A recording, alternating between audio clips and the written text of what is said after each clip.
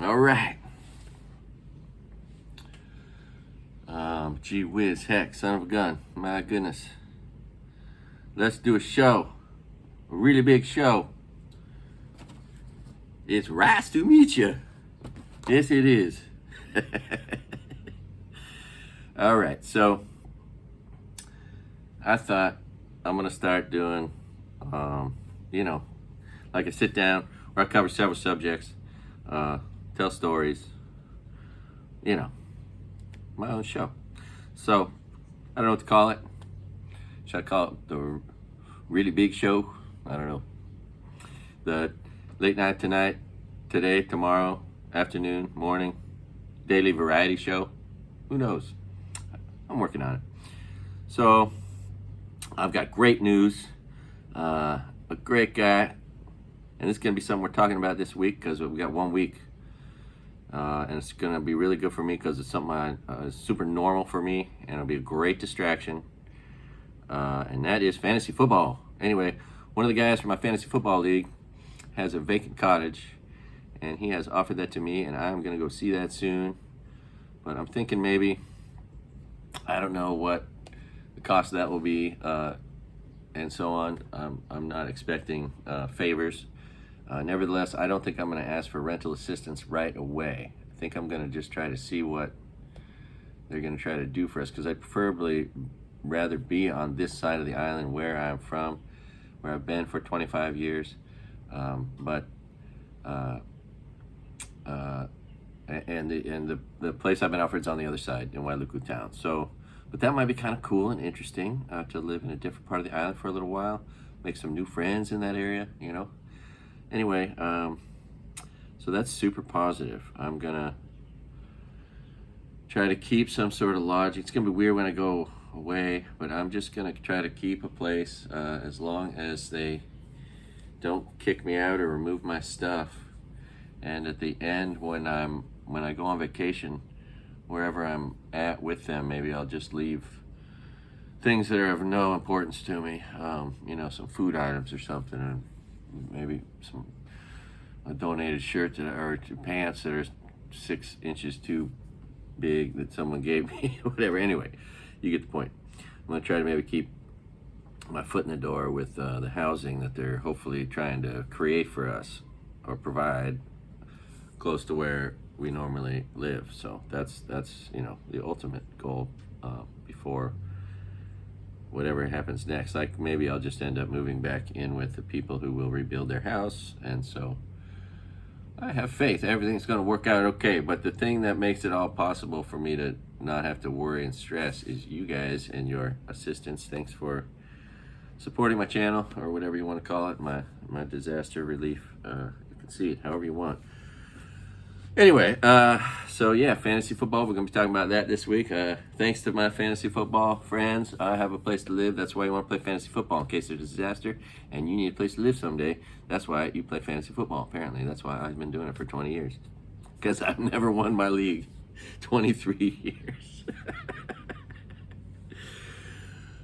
Never won the league. Maybe this is my year. I have great luck, except in fantasy football. And by the way, don't gamble. That's a good idea, unless you bet once on your team to win it all. That makes sense. Or you play a little fantasy football, and it's not too expensive, and it's a whole year thing with your friends. Not like, I'm not talking online gambling fantasy football. That stuff will suck you in. Okay, so what else did my laundry in the bathtub, got some bleach, and they had some little pods, so I gave it a good washing. Yeah, so got that done. That's exciting. I'm going to talk about a couple of the places I'm going to take my kids. It's going to be fun. We're going to drive across the United States and back, see grandmas, 2 grandmas, stimulate the economy, spend the money you've donated to me.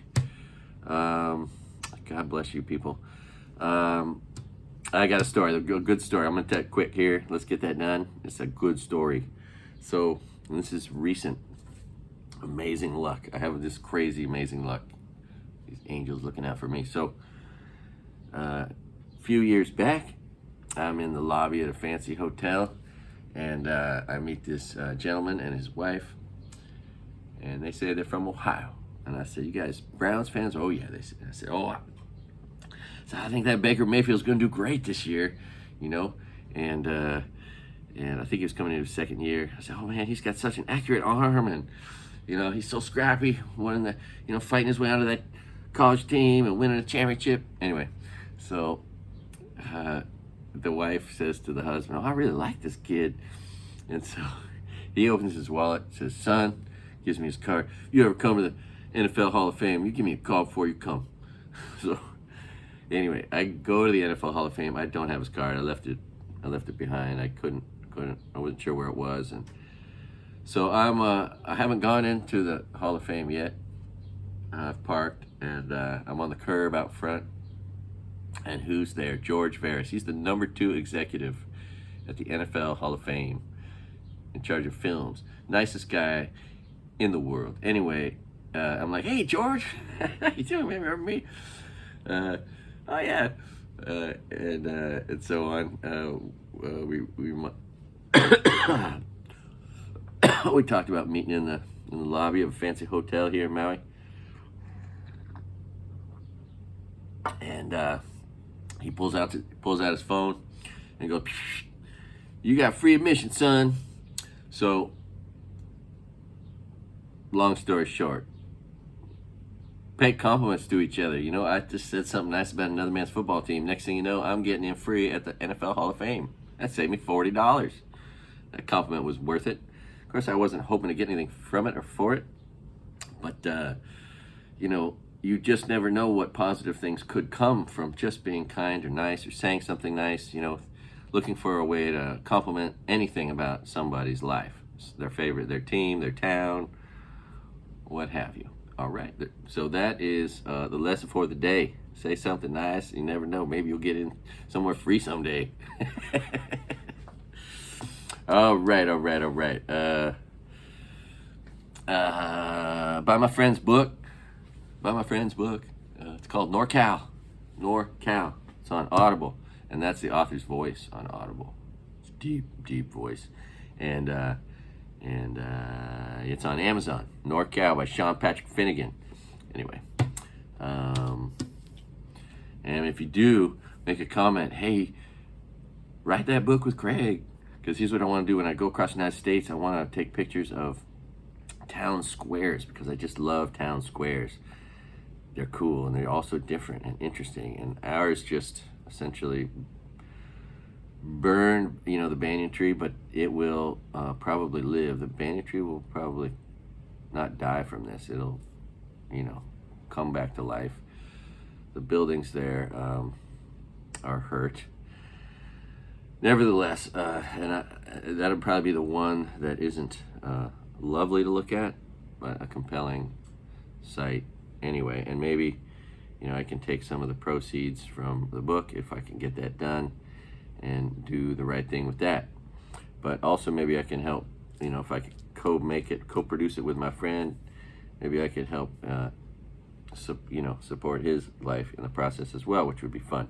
So anyway, that's just a silly goal I have, is making a coffee table book of town squares.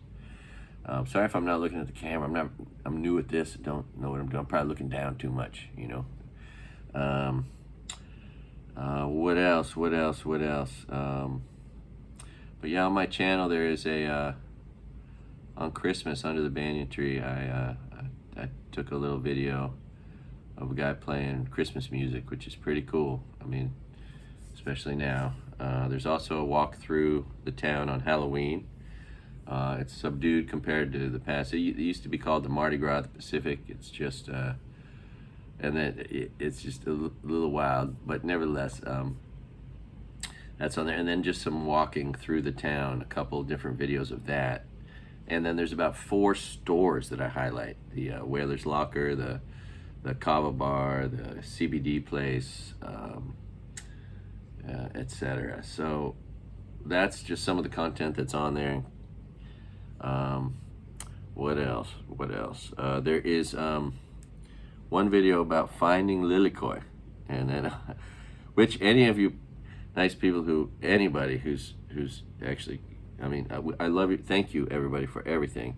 However, if you've donated or if you've supported my channel financially, please let me know when you come here. Like somehow, donate $1 so you can leave me a message telling me your comment or whatever, because I'll definitely see that message, and then I'll take you for a hike. Okay, if you want, anybody. I hike alone all the time. If you love to have someone take hiking. Anyway, when you find Lilikoi, in that video, finding Lilikoi is like finding Easter eggs. It really is. Like, they just hide in the grass, and so you gotta do that. Either if you see it in the vine, then you look down on the ground. If you see it on the ground, then you look on the vine, and there's this interaction. So that's how you find them in the first place. You gotta be a detective.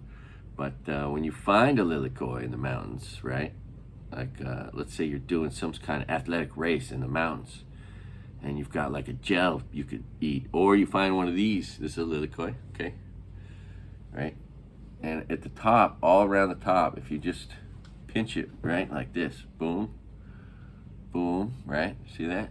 Boom, boom, boom. There's like a little, it's like it's made to have the top taken off. And so you do that, and then you just rip the top off, and you can just squirt the thing in your mouth like it's some kind of sports product. And there it is.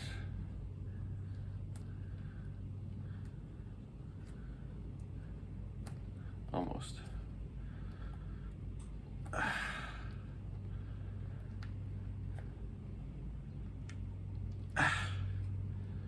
Almost got it. It's not always this hard. Anyway. There we go.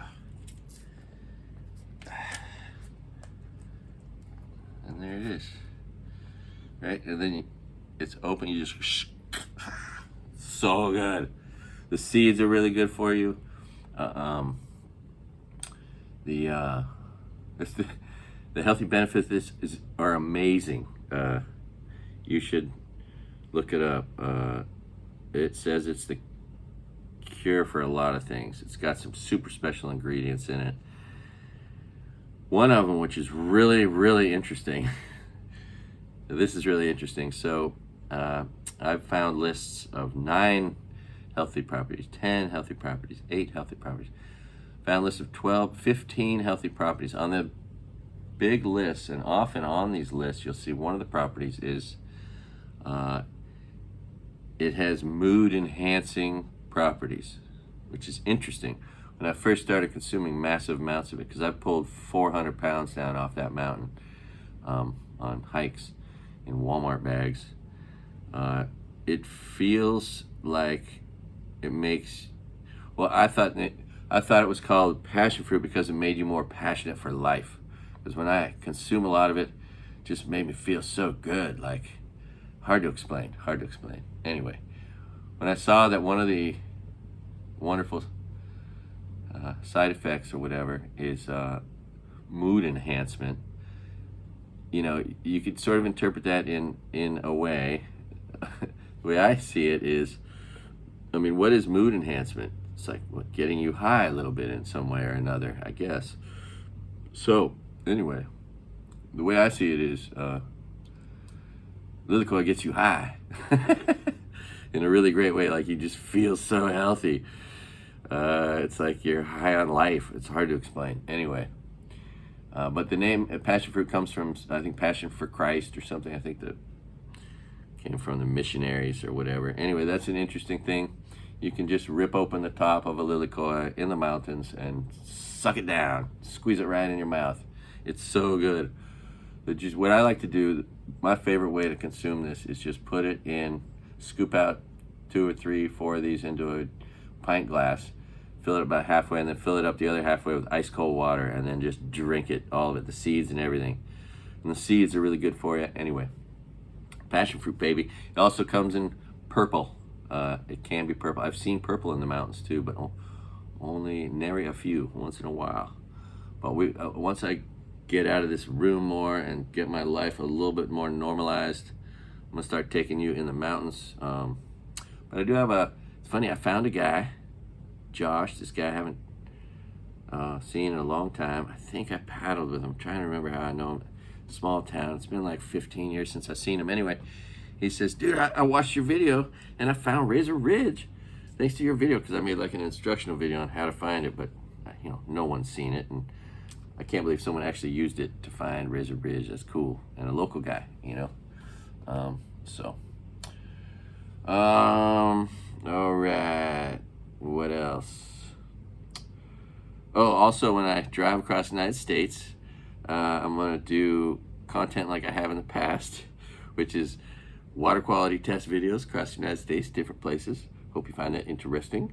I'm gonna do rest stop reviews, because I will be depending upon those, and I like them very much. There are beautiful rest stops in several states all over the country. There's just these amazing rest stops, cleanest bathrooms you've ever seen, amazing amenities, beautiful barbecue pits in many of them. Like, who thinks of cooking at a rest stop? But if you're anticipating it, holy shit, you can have one kick-ass steak dinner on the side of the road at pennies on the dollar. So there's that. I'm going to be visiting my house pretty soon. I'm still trying to deal with some stuff. I'm taking my kids up to see an uncle today, and we're going to visit with him, watch some football, talk story. I just talked to Spud. I'm going to interview him. He has a compelling story. And I'm going to start pulling the camera back and do it into a podcasty thing, with my cheap iPhone. I have no technology going into this whole production. This is just point, shoot, and upload. I do not have I don't add any words or graphics. Don't really have that. I don't know how to do anything. What else? Yeah. Don't edit anything. But it seems to be enough for now. Eventually, maybe I'll take some of this. When I have a little extra dough, I'll try to, get like a computer again, because my 2 computers are all burned up. It seems helpful to talk about things that are burned up. It seems like it's easier to let go once I tell a story. Oh, that right here. I found these pictures. Let's see what are they here. Yeah. So this is Craig-H-Bradley with my bicycle behind him. That's in his gold passport, 10th floor at the downtown Hyatt in Houston. Right before he played the largest audience he's ever played to. Check it out. That's he and I in the crowd in Houston, cruising around. Nobody believed that he was in the band, and nobody believed that I rode my bicycle there from California.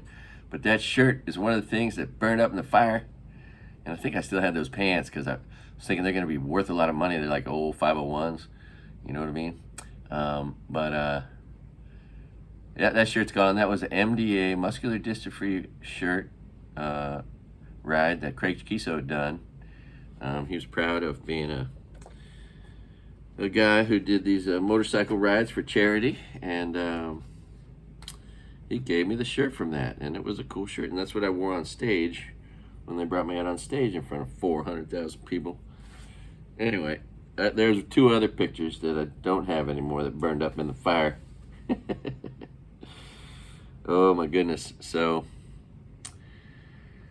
Oh my goodness. I want to tell you about a business here, just because I kind of like the business, and it's a very special business, and it's I didn't burn down.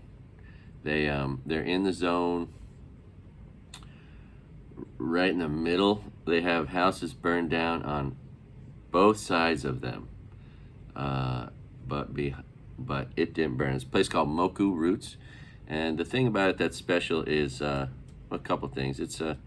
It's all vegetables. It's a vegetable-only restaurant. So when you're here and you want to have a healthy meal, everything comes from local farmers. which is super cool. So it's super healthy, all organically, locally raised, everything. But it's the only zero waste restaurant in the state of Hawaii.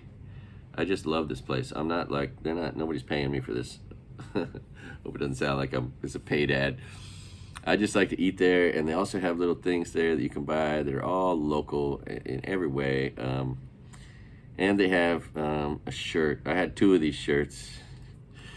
The lady that owns the place has such a great sense of humor.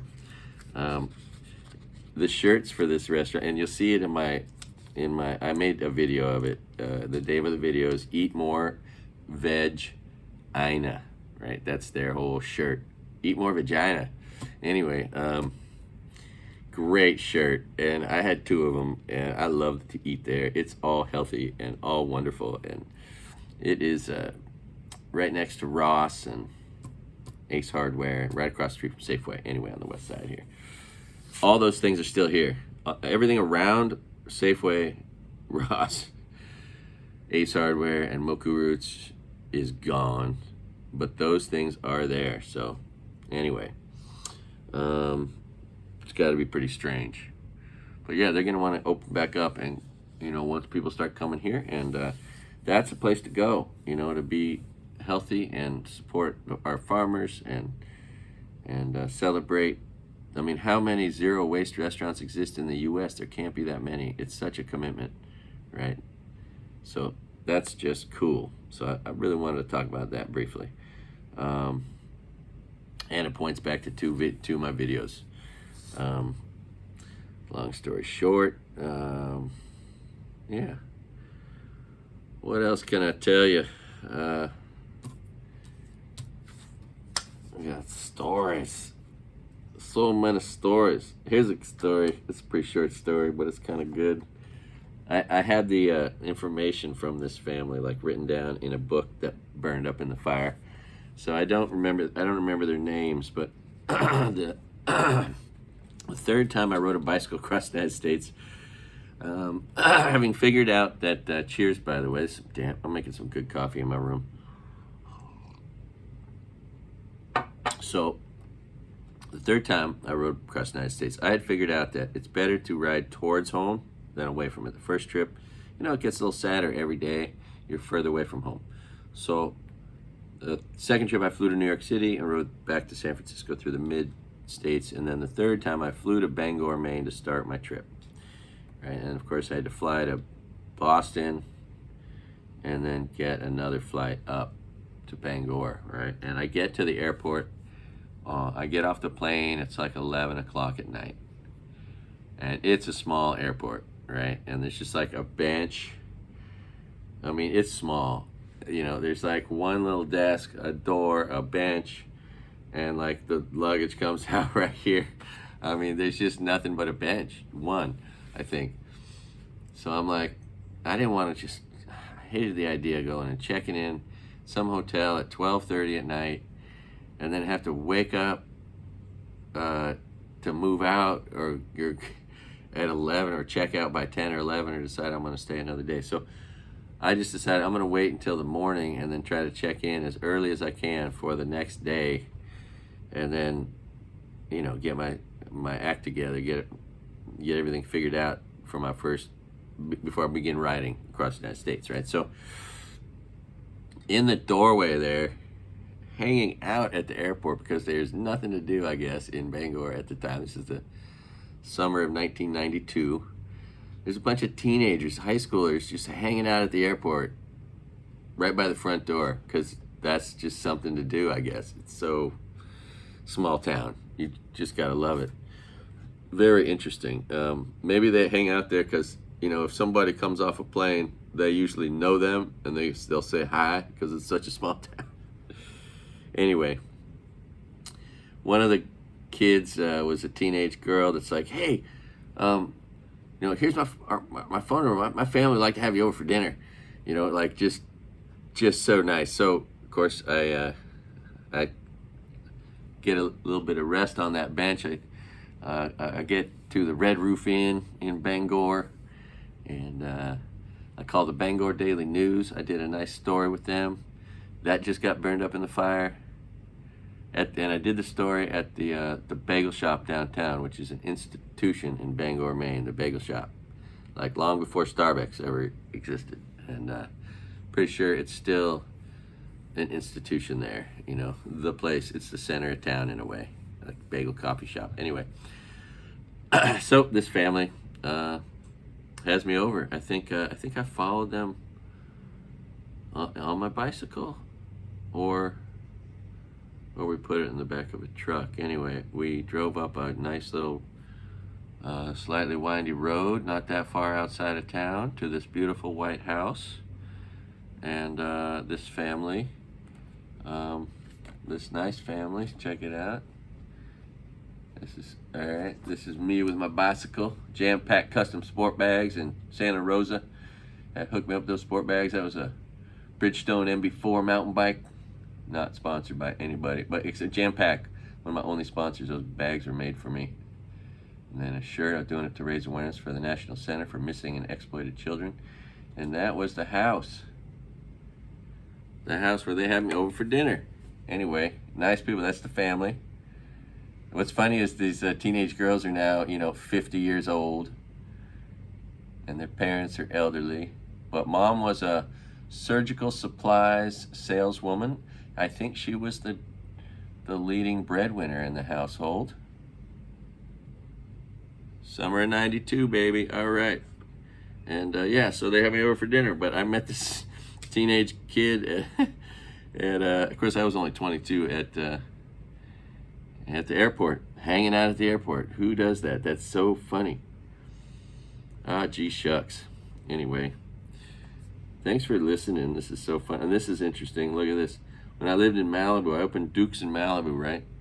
And Bear custom surfboard people came, and so there was a big Wednesday celebration at Duke's, right, where they got all the actors they could there, and I helped set up for it and worked it. But when they were there, I was living on the property, and the guy from Bear Custom Surfboards, like an exec, was in this big, like 1955 Greyhound bus that had been converted beautifully. I think he was staying in it. Anyway, he was a wild man, and we went out drinking one night, and then we took this bus up to the top of this hill because of my reputation at the time for skateboarding down. It was the bottom of Canaan Dune Road in Malibu, and it was closed because of a rock slide. So there was 2 miles at the bottom of this hill that was just barely trespassed. There was a few homes up there, but it was 5 lanes wide. And I started at the bottom. Actually fell once early on, learning things the hard way. But I started from the bottom, worked my way up, and ultimately I could skateboard down it in a full tuck at about 45 miles an hour. So, and then I lived after that. Anyway, so me and some friends, after drinking in a bar, went up to the top of this hill. He gives me this skateboard, this Bear skateboard. I bomb the hill. He pulls up next to me in the bus while I'm bombing it, and goes, "Dude, you're doing 44 miles an hour, bro." Anyway, I knew this hill so well by that point. I could just, and then all I had to do was like stand up and open up a shirt or a sweat jacket or whatever, and I could drop to like 28 miles an hour and control my speed pretty good, which was just, anyway. So then I moved out of that parking lot, basically at Duke's, and I moved into this interesting house that has its own stories. But on that street were a bunch of famous people. I had Pat Benatar next door, Michael Landon Estate across the street.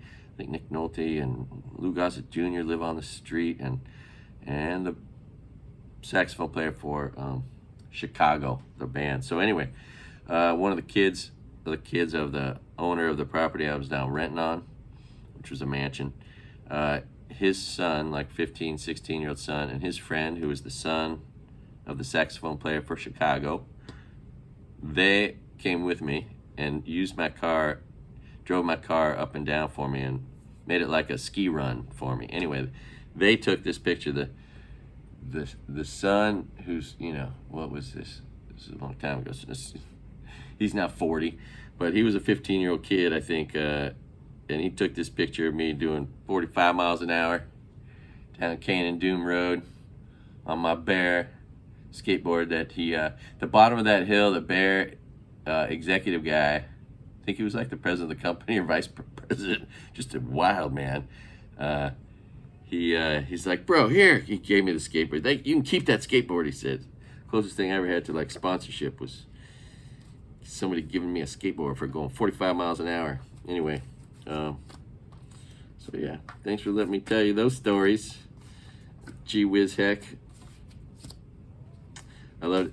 And then there's this I have a few random pictures from two different trips, like from Texas. Like I have a picture of the town sign for Vidor, Texas, which is a story I'm gonna tell you in the future. And then I got stuff from like New England, my third trip and my first trip were just next to each other in this little pile of pictures I saved. Don't have much, but oh, this is my shirt. See, this was a work shirt, and now it's a shirt. These guys decided to go out of business a week ago. So, and the Grand Wailea is laying people off, which is crazy, right? Lay off so quick and abruptly. It's too bad there isn't a way for business to hang on to their employees and just pay them for a short gap or something. There should be some way to keep people from having to get fired or laid off. But then again, maybe they're doing that as a favor so people can get unemployment. I guess you could look at it like that. Yeah, I tell you what.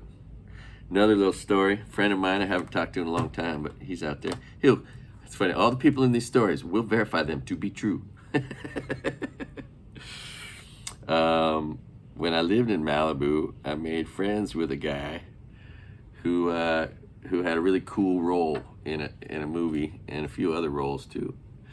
And that was Vince Klein. Now Vince Klein was a surf star in the 80s, and then he got into Hollywood and did. He was the cyborg in Jean-Claude Van Damme's first movie. He was the bad guy cyborg.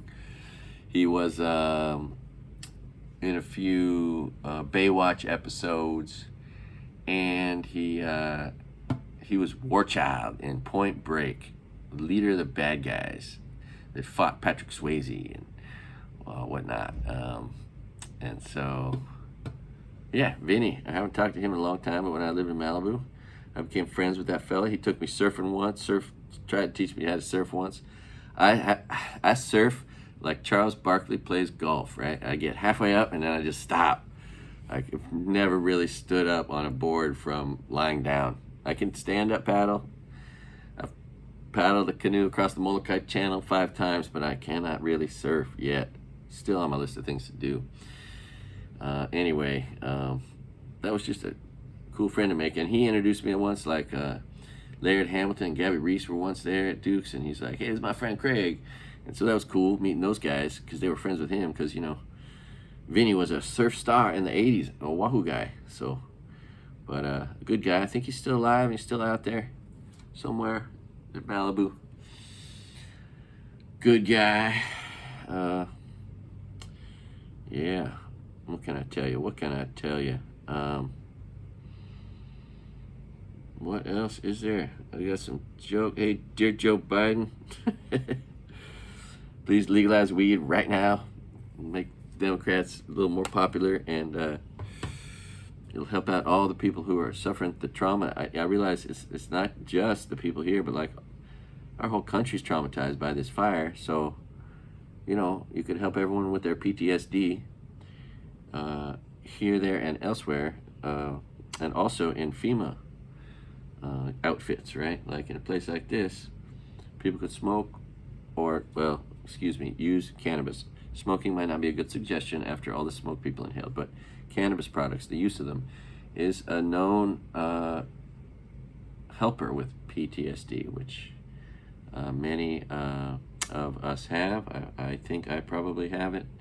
I've been going through some interesting symptoms, which seem to be getting better and better, but from the time this thing started not feeling drunk when I was driving. That was weird for like 4 days. Just my senses were just all weirded out. And then the propensity to get pissed off easy, I noticed right away. All, I think, side effects of this. And now I'm just a real scatterbrain. I'm already a scatterbrain, a little bit of a procrastinator, but now I'm just all over the place. Finally got all my paperwork done, I think, with like FEMA on them.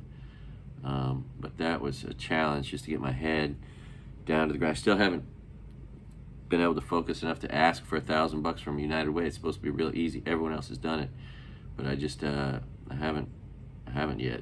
Anyway, but yeah, what can I tell you? I'm a rule breaker. I got all the things I'm not supposed to have. I have a microwave. I have a little gas stove I can cook off of, and it's awesome. And I have a rice cooker. So yeah, such the rebel. But it's just humane. Anyway, those burritos, I haven't showed you a finished product of those burritos. They're killer. But I will anyway. Yeah. So one of my introductions that I might be inclined to use in the future is a couple of them. Both use the same word, but it's not. It might seem offensive to some, as if I'm making fun of the whole pronoun thing, but it's just the truth when I say that my pronouns are that I identify as fun, funny, funnier, funniest guy in the room.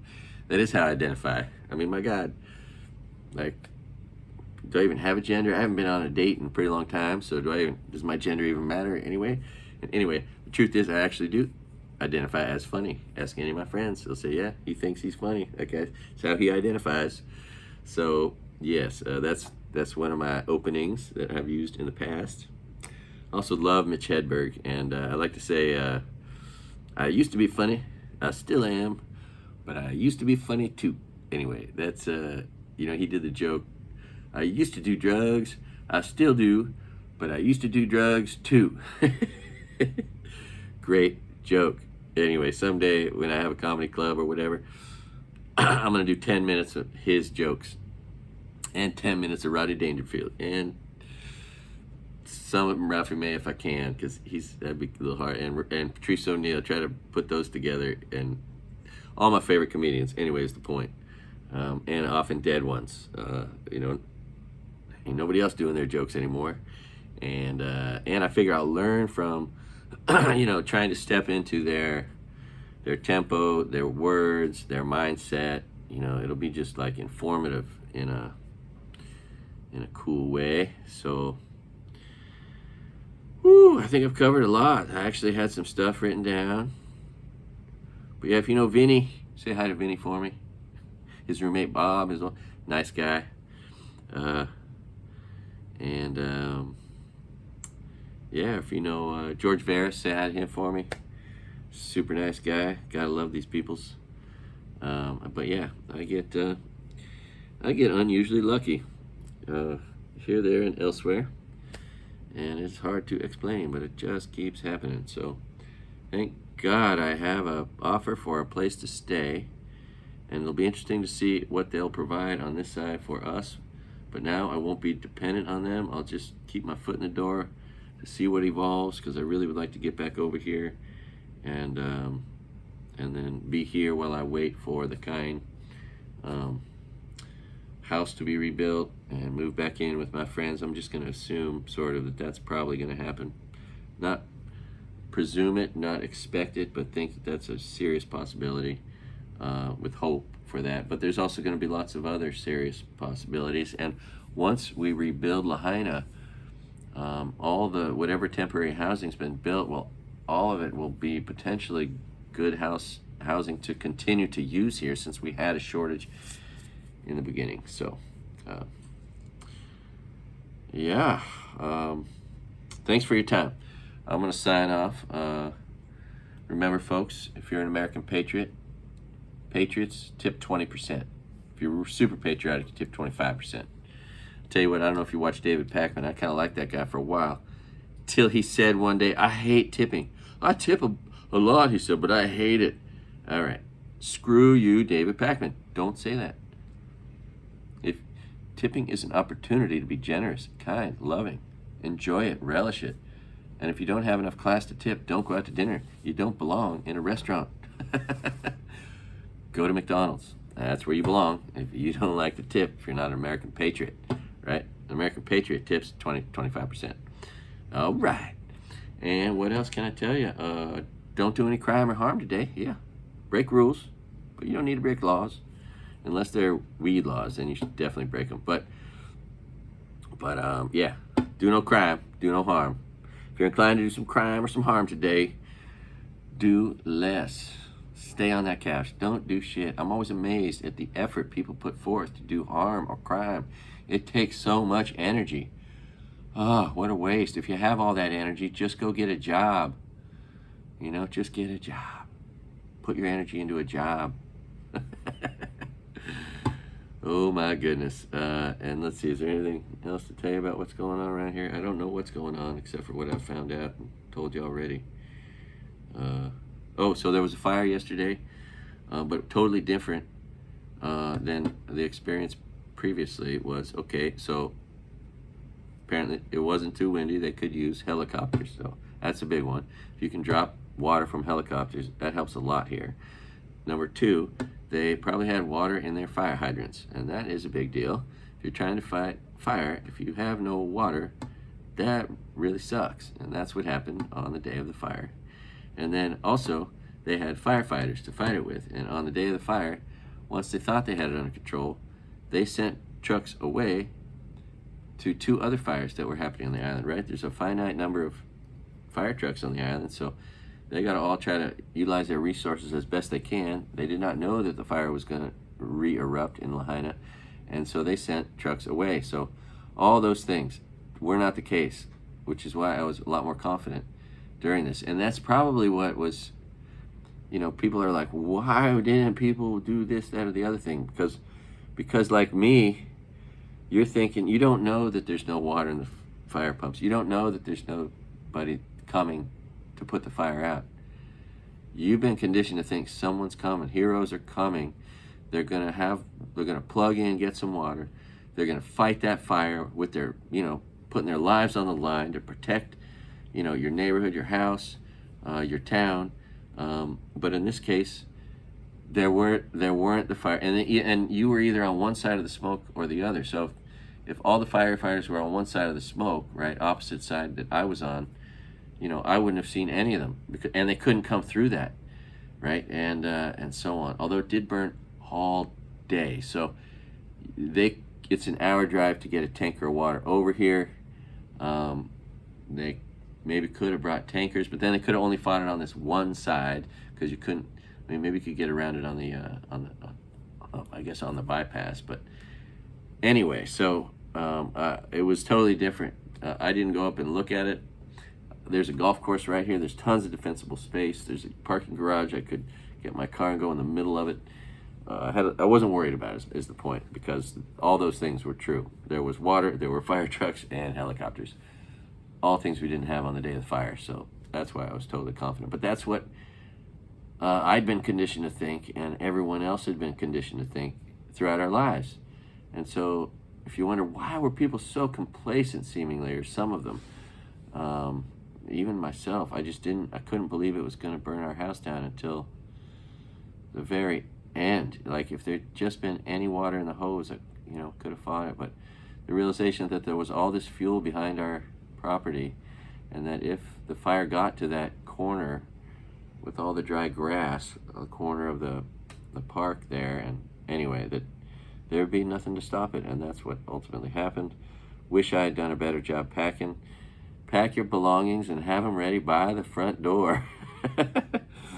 You know what I mean? Like, instead of having your valuables hidden, just hide them in a bag by the front door. Just have luggage full by your front door. All the things you love the most. Wish I'd done that. Anyway, thanks for letting me share stories about things that burned up in the fire, because I feel like that is a good therapeutic tool for me.